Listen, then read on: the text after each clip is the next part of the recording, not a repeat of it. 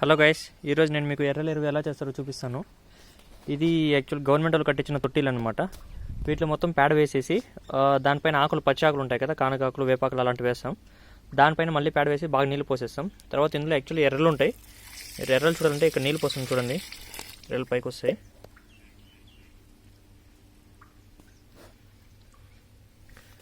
ఎర్రలు అయితే చూపిస్తాను, ఒక్క నిమిషం.